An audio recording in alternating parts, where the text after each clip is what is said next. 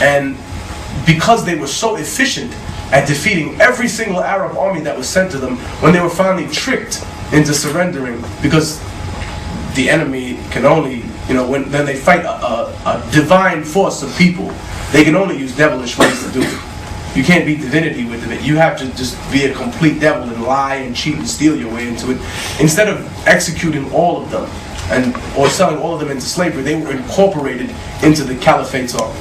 They were incorporated and sent through the kingdoms of North Africa and eventually flooded into Spain, where they made a permanent residence until, of course, La Reconquista. But I think that we have to acknowledge the fact that if we tap into that historical presence of who we are as a people, if we connect the youth with that, then it becomes something impossible to ignore. If we attack the fact that these people were not given an order by God, they were given an order by their own vanity. Because it's not so much that God creates man in his own image anymore. It's that man has now decided to recreate and create God in his own image, to suit whatever political purpose or whatever economic desire he has. He decides to rewrite the books. It's like a kid who's playing a little imaginary game, and whenever he's not winning the game, he decides to change the rules. Oh no, that doesn't count anymore. We have to do it this way. Oh well, you guys won, but really that's a secret dimensional foul, so that doesn't count right there. And we have to start the whole game over, and I start with 100 points. That's just how they play. We have to learn to get on a square that's not on the chessboard if we expect to win. So just to let you know that we probably only got time for like 2 more questions before we're going to have to wrap it up and clear the room. One of you guys had your hands up for a while. Pick one. Yeah. In Europe, we've got the class system. It's fairly well defined. So if you're from one class, you've got a better chance of being successful. That's been the cause of much revolution throughout the history of Europe. In America, you have the American dream, this idea that anybody can make it if you work hard enough. But it seems like that's almost a veil for a class system which very obviously does exist in America. Well, I would say there's an American royalty. There's an American economic aristocracy, in other words. People that come from such privileged families and people of such influence that, even though if their kids get 3 or 4 DUIs and they have to go to jail for, 3 weeks, that doesn't put a dent in them. You have to understand, if you go to get charged for something and you're some regular guy off the street, it's probably going to be very different than if you're the son of a congressman or the son of a senator.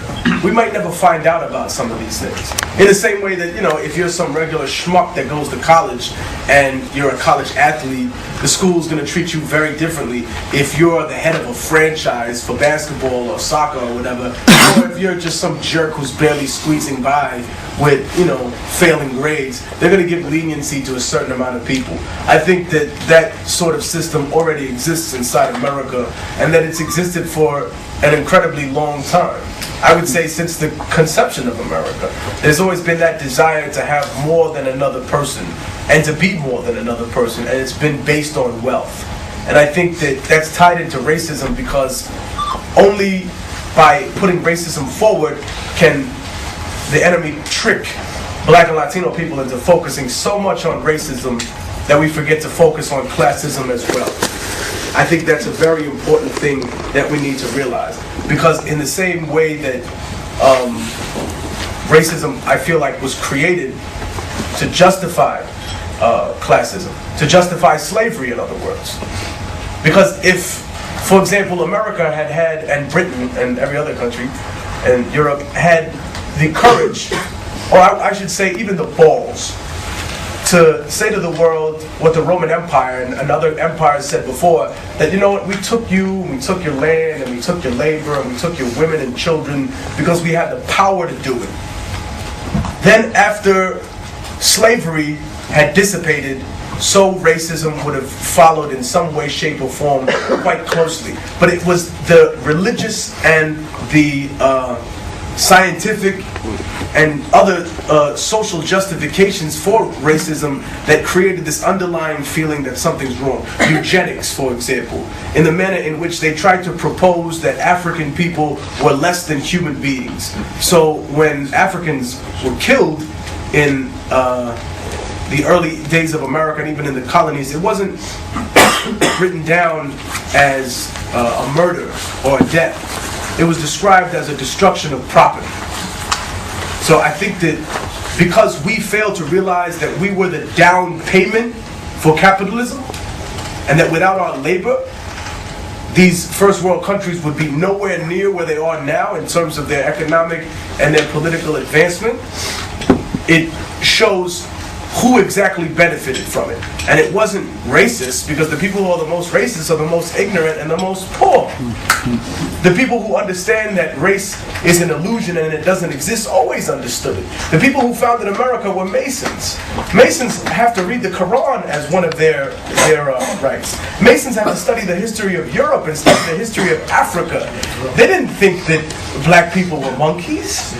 They didn't think that Central American people were monkeys. They knew that they were a society that redefined math and science.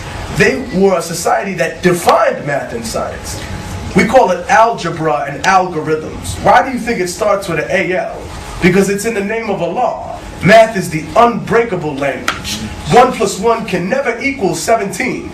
It will always equal 2. If you take the number 9 and you multiply it by any single number in the world, from 1 to an infinite number, the numbers you get when you add them all together will equal 9. This system that was created was made by people who had a fundamental understanding that humans are not necessarily always creatures of logic. They're more governed by emotion. And when you can govern people by that, you can manipulate them to do whatever it is you want to do, as long as you understand the engineering of an individual's mind. Yeah, we're going to have to take the last question. Hey, yeah, today, like, everyone's just been talking a lot about what's been going on and the oppression, like, all over the world. And you mentioned Palestine a few times. I'm going to come back to that. But I think no, it's not a question. It's a comment. I know you, Dahlia. You got two questions. It's a question and a comment. But regarding just like me talking a lot about revolution, I think what's important to stress is that in the past few years, although we have seen a lot of negative things happening, it's actually awakened the world, and you can see the revolution, like from the UK hip hop scene, like it inspires like young people, and it's speaking like words on the street, what's going on. Like if I'm from America, I might get what you're saying more because I think their chances of succeeding in the region are going to depend on how much America and Israel invest on creating divisions within their own community. I think that is the reality, because when we see an enemy, or when someone imagines an enemy, or the empire has an enemy, they just have one enemy. But when they have two enemies, they put them together and they let them fight each other. Right? And that's essentially what goes on in any scenario when you have a revolution. If you have an economic revolution, you have a political revolution, or you have a social one and a democratic one where people are saying, hey, you know what? Islam is compatible with democracy. We can do this. Or the Middle East is compatible with democracy. For a long time, they thought this was impossible until in the 70s, Algeria and other countries in North Africa actually committed to capitalism. America's pagan religion, given as a mark of the beast to the Christians, the destruction of Babylon. That's my mission. Everywhere checking them gold, the feds watching us, clocking the world through satellites like binoculars. We fight for the release of political hostages.